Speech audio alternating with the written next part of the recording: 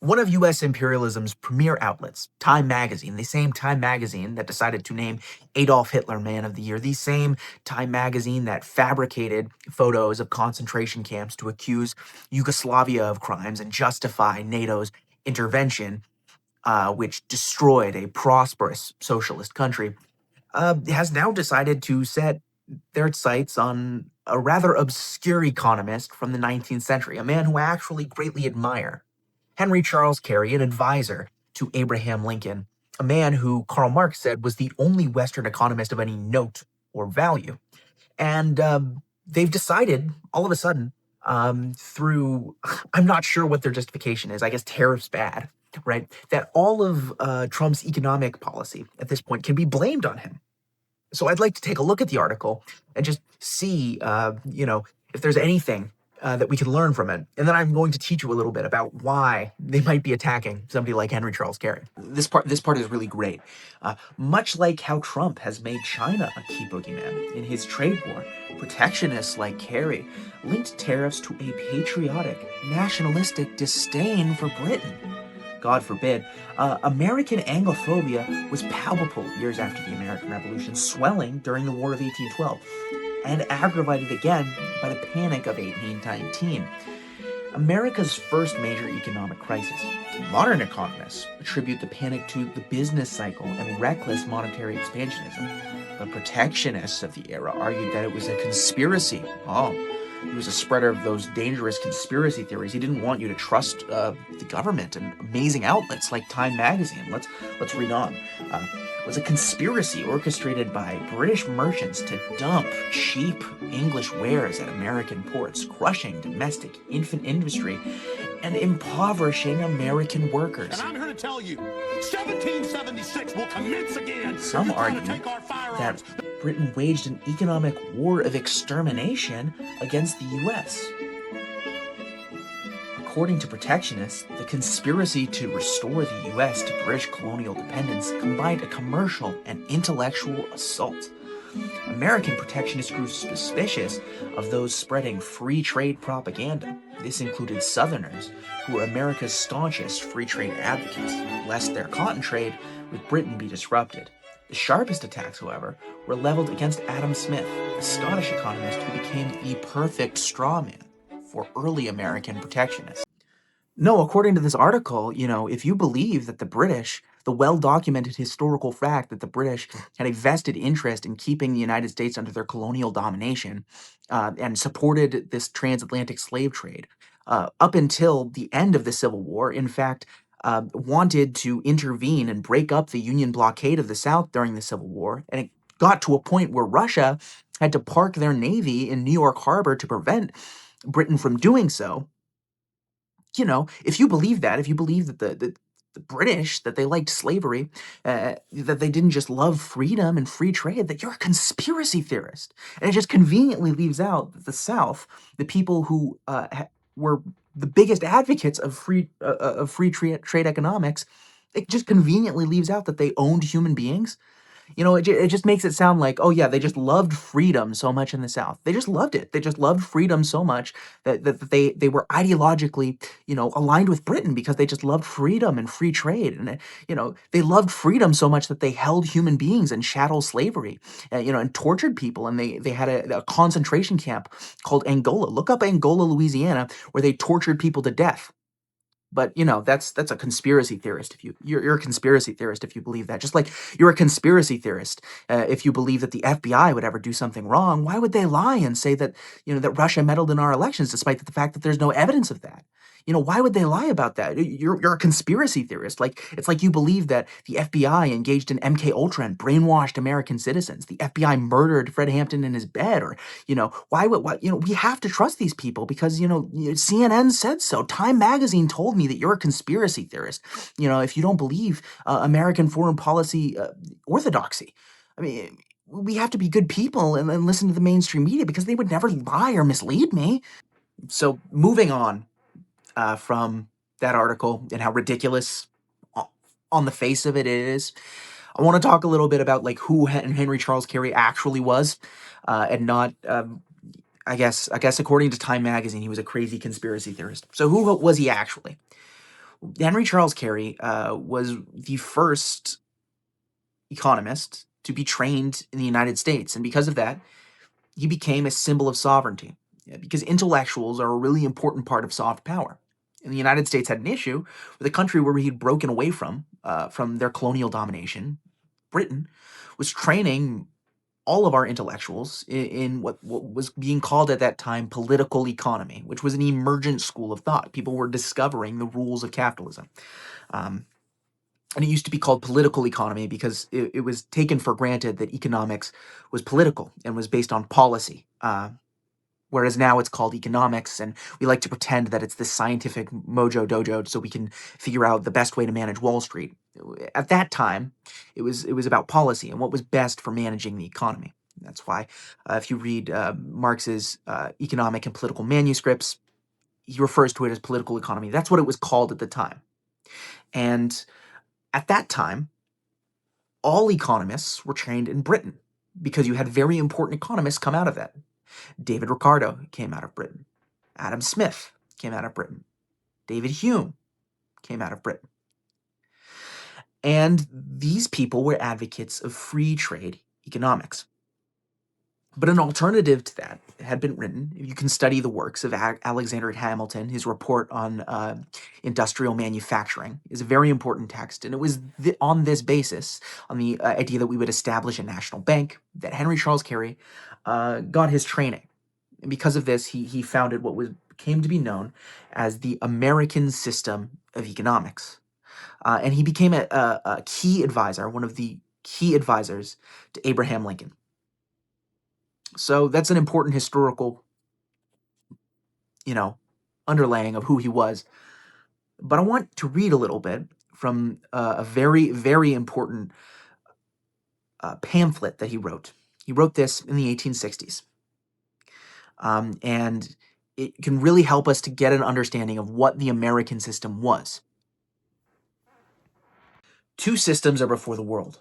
One looks to increasing the proportion of persons and of capital engaged in trade and transportation, and therefore to diminishing the proportion engaged in producing commodities with which to trade, with necessarily diminished return to the labor of all, while the other looks to increasing the proportion engaged in the work of production and diminishing that engaged in trade and transportation, with increased return to all. One looks to increasing the quantity of raw materials to be exported and diminishing the inducement to imports of plen, thus impoverishing both farmer and planter by the weighing of them the burden of freight, while the other looks to increasing the import of men and diminishing the export of raw materials, thereby enriching both planter and farmer by relieving them from payment of freight. One looks to increasing the necessity of commerce, the other to increasing the power to maintain it. One looks to pauperism, ignorance, depopulation, and barbarism, the other to increasing wealth, comfort, intelligence, combination of action, and civilization. One looks towards universal war, the other towards universal peace. One is the English system. The other we may be proud to call the American system. What Carey is describing here, the English system, is something that more than half a century later, Vladimir Lenin would describe as imperialism, the highest stage of capitalism, where huge trusts, cartels, and syndicates centered in Wall Street and the City of London dominate the world through their control of finance capital. Rather than investing in industry and expanding industry and selling products around the world, rather they export capital. They create banks and institutions like the IMF and the World Bank that indebt countries, lending them money that they know that they cannot pay back, and then intentionally underdeveloping those industries, keeping them as captive markets. Why is it that Nigeria is one of the poorest countries in the world despite having tremendous oil and mineral wealth? Well, it's because they are forced to be a captive market.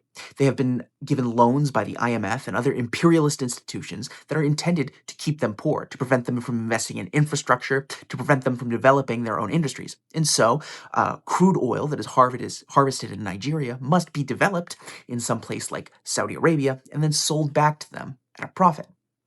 They've become a captive market. And that was the plan that the British Empire had for the United States. That was what the American Revolution was really about. It was about Americans wanting to develop an economy for themselves. The question was, would we be an outpost for the British system, or would we be a country for ourselves? In fact, we can understand the Civil War as an extension of that American Revolution against the British system, and Carey was a part of that. Why was it that Britain was so invested in the slave society, despite having apparently outlawed slavery hundreds of years before? In fact, there's a lot of revisionist history, the 1619 Project, etc., that will try and convince you that the American Revolution was somehow a reactionary attempt to save the system of slavery. Uh, Nothing could be further from the truth. But why was it that Britain had a vested interest in protecting the slave economy of the South, of the antebellum South? And why was it they actually considered sending the Royal Navy to break up the Union blockade? Well, because the textile mills, the industry that had developed in Britain was dependent on cheap cotton that was imported at an extremely cheap price from their captive market in the South. Because half of the United States had been forced to be an agrarian market by a reactionary class that was aligned intellectually and monetarily with the British Empire, our former colonial dominator. And there are many people that will try and convince you that somehow the British Empire was this amazing thing. They won't tell you about the artificial famines created in Bengal. They won't tell you about or in Ireland. They won't tell you about how China still refers to their colonial domination by the British as a century of humiliation. In fact, they had signs in Shanghai and in Hong Kong that said, "No dogs, no Chinese." The British Empire was one of the most evil institutions to ever exist. And Henry Charles Carey wanted to break us free from that system because Wall Street got its start insuring slave ships and was increasingly tied in with the banking economy that was created in the City of London. And today, Wall Street still runs America.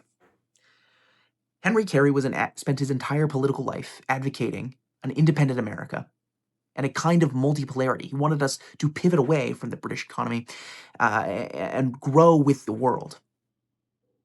One of the projects that he had proposed to do so was the World Land Bridge. He wanted there to be a bridge across the Bering Strait, joining the United States with with Russia as it had existed under Tsar Alexander II.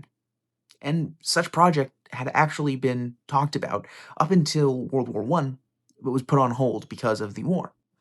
The article goes at length to try and blame Henry Charles Carey for modern American economic policy under Trump and how tariffs have been put into effect under Trump as essentially a way to puff out our chest and tell everybody that we're really mad at China. And I mean, this is something extremely important about the way taxation works. Taxes do not work the same today that they did in the 1860s. See, Henry Charles Carey saw tariffs as a way to get revenue, because in that time you actually had to have taxes to pay for things.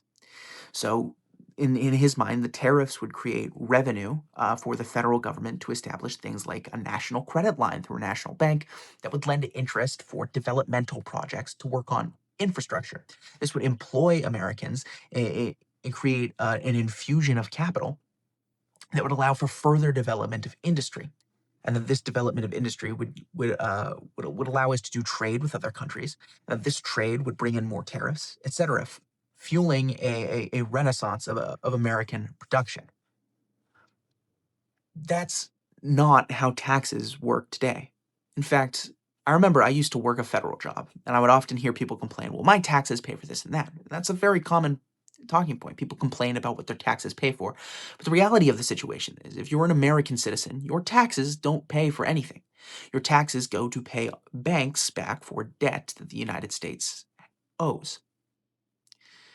because the United States operates on what is called a fiat currency, a currency that is not backed up by any material commodity in the real world.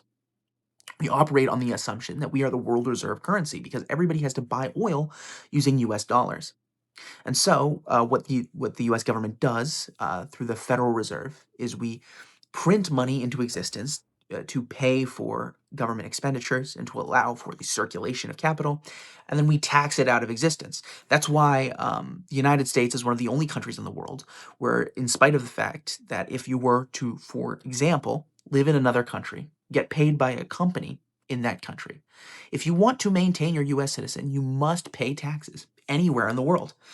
And that's about pulling money out of circulation as a way to prevent inflation because we are constantly printing money in order to pay for things.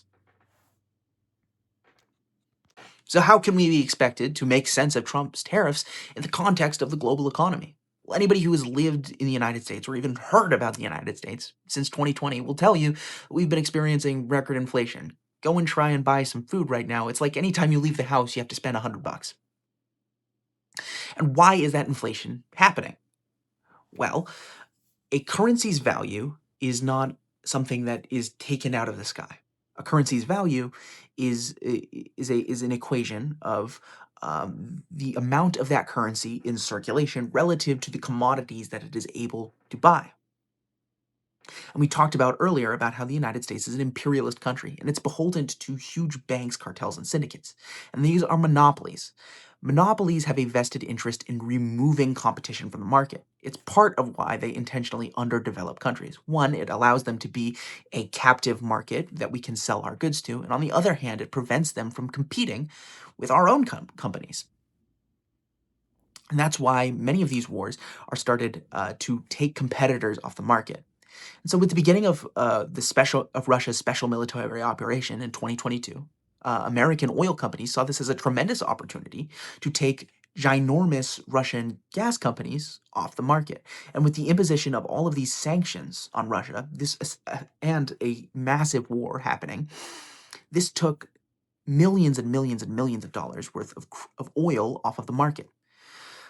Which increased the price of oil, which was good for big oil companies, and it was bad for Americans. Because on the one hand, oil is a commodity that powers all of our major industry. It allows goods to be delivered to us. It allows for exports. But on the other hand, the petrodollar has existed since 1978 with the deal that was made between Riyadh and Washington, where Saudi Arabia, one of the largest oil-producing countries in the world, would exclusively sell money using US dollars. And so every country has to have US dollars on reserve in order to buy oil. So, in large part, the US dollar gets its value from oil being used on the market. And so when you remove all of that oil from the market, and the United States continues to print money, well, the amount of commodities in circulation has gone down, and the amount of money on the market has gone up, which produces tremendous inflation. And as we said, taxes are a way to remove money from circulation. And so we can see these tariffs as a way the Trump administration sees as an opportunity to, quote, reverse inflation. And this is actually a big part of fascist economics. You can read R. Palm Dutt's Fascism and Social Revolution, and he talks a lot about the economics of fascism. If you ask a lot of people what fascism is, a lot of people will tell you, oh, it's anything I don't like. Others will be like, oh, well, it's when you're racist, or it's when you're vaguely conservative anyway. That's not the definition of fascism. Fascism is fundamentally about Malthusian economics, which is named after the British economist Robert Thomas Malthus. And Robert Thomas Malthus was a man who was debunked by Karl Marx in his pamphlet Theories of Surplus Value, and he was a man who advocated for the idea of overpopulation. It was his idea that there were too many people in the world, and that's what was causing all of the crises of global capitalism, and that we simply drive the human population down to a sustainable level by engaging in genocidal policies, that things will just get better. Now, there's another school of neo-Malthusian that's Malthusianism that has been popular, especially in the Democratic Party, since the 1970s. But fascism is in large part an outgrowth of Malthusian economics. Weimar Germany and many other countries in the world, the Great Depression was happening at that time. The capitalist economy had collapsed in 1929, and they were looking for some reason to restart their economy. There was a massive crisis of overproduction. The market had been flooded with all of these goods, and there was all of this worthless money. People were not being paid enough to buy back their products, and so the market crashed. And they had to look for some way to restart the economy without giving the people power back. And so they implemented Malthusian economics, degrowth. They started a giant war, invested a lot of money into military, and put a lot of the population in forced labor concentration camps, providing free slave labor to these corporations in order to get them to continue making profits. And so the idea is, if we remove all of this money from circulation, one, by increasing a whole bunch of taxes, but two, by decreasing the amount of commodities in circulation, because supply and demand drive each other. And so if there's less supply on the market because people can't afford to buy them, there's less demand, then of course that will drive down the number of commodities, which will help with inflation. So it's a way to fix the numeric value of inflation without actually fixing the problem with inflation, which is that it negatively affects the lives of Americans. At the end of the day, what we should be asking is not, do tariffs work? Because that's a stupid question. It's like asking, does healthcare work? Does any policy in the abstract work? What we need to be asking is, do we have a government that is concerned with the interests of the American people? And that's something that this article by Time Magazine was really trying to distract us from, because Henry Charles Carey was a profoundly pro-human, pro-growth economist who was an advocate for the American people to develop themselves and find a spirit of humanity and cooperation with the rest of the world, and comparing that in the abstract to the imperialist policies of Donald Trump, who's trying to drive down American living standards in an attempt to fix the system of global imperialism, is patently ridiculous. But it works because, they both advocate tariffs. We need a government that is concerned for American citizens. We need a government of action that fights for working families. In large part, the reason that Malthusian British Empire outlets like the Time Magazine are so concerned with fighting Trump is because they see him as not controlled enough. And they are terrified of a Lincoln coming to power and hiring intellectuals like Henry Charles Carey who care about the American people. And that's what we really, really desperately need at this point. We need millions of Henry Charles Careys all around the country, advocating for America to join with the BRICS economy, to join with the people of the world against U.S. imperialism, to end the rule of the banks and corporations that dominate our lives and keep us poor. That is what we need desperately. We need a government of action that fights for working families.